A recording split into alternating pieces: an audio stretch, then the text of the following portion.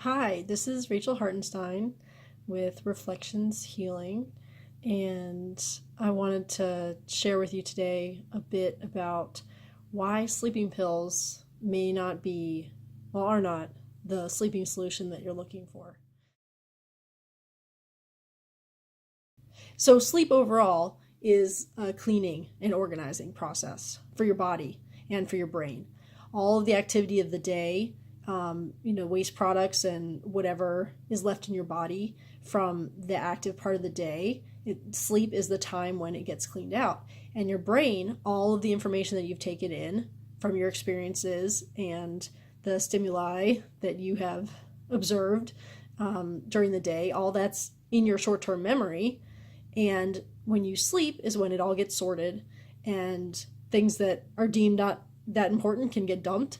And then you have a clean slate to start the next day. And that's when you awake and your body feels really strong and alive and ready to go and well rested. Your brain feels clear because it's been able to do that work of cleaning itself out, resting and recovering from the day before, and doing any repairs that are needed to be done to keep yourself in a healthy state.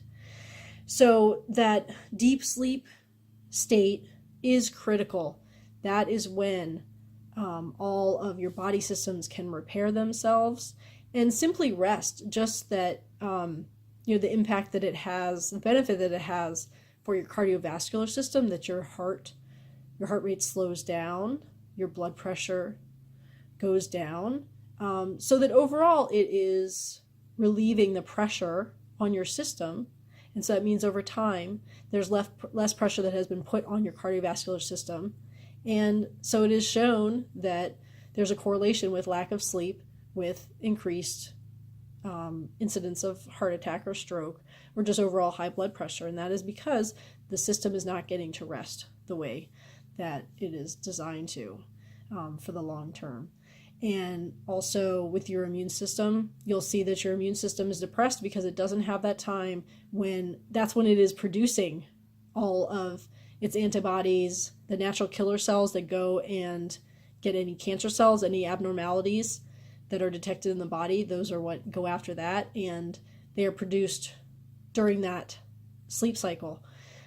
So if you're not getting that, then your body is not getting a chance to do those things that are really important for maintaining it in tip-top shape. And then also during the deep sleep state is when all that information that's stored in your short-term memory. It's this beautiful thing. It's these kind of like synchronized waves of electrical activity.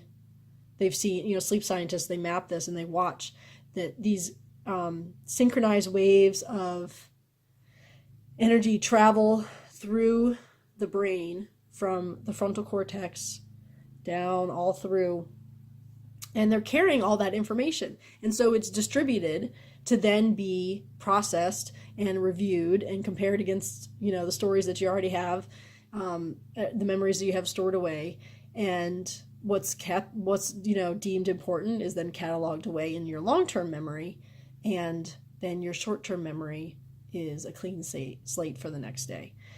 So the deep sleep state is when that process begins of moving that stuff on to where it needs to be processed.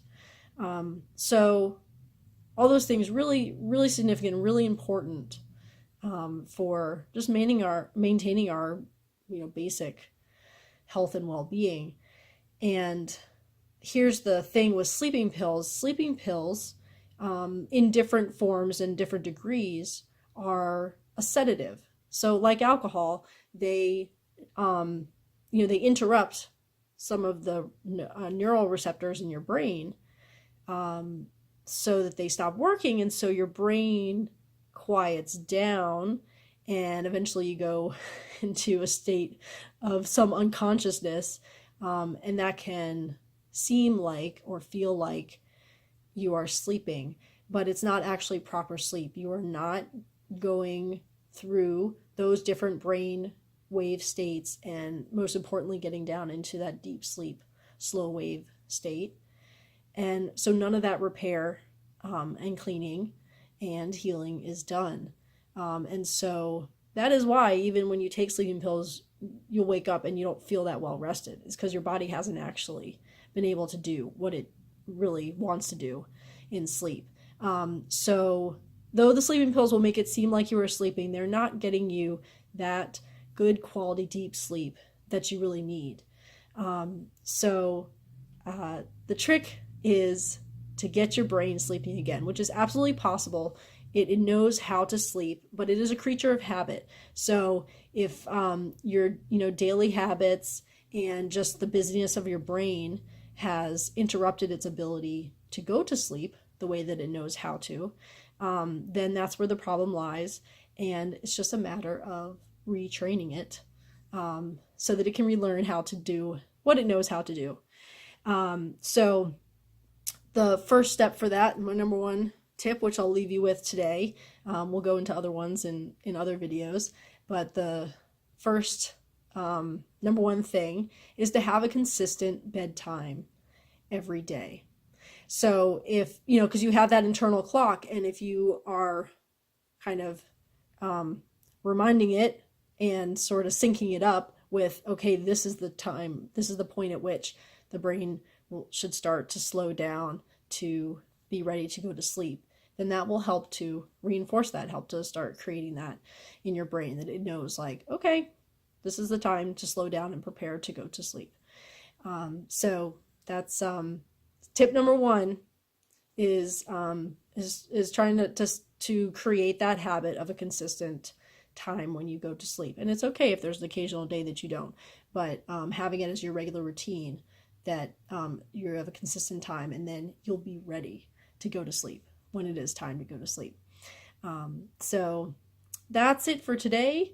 Thanks so much for listening. And if you'd like to stay in touch, then please check out my website, reflectionshealing.us, and you can sign up there for reminders when there's new videos.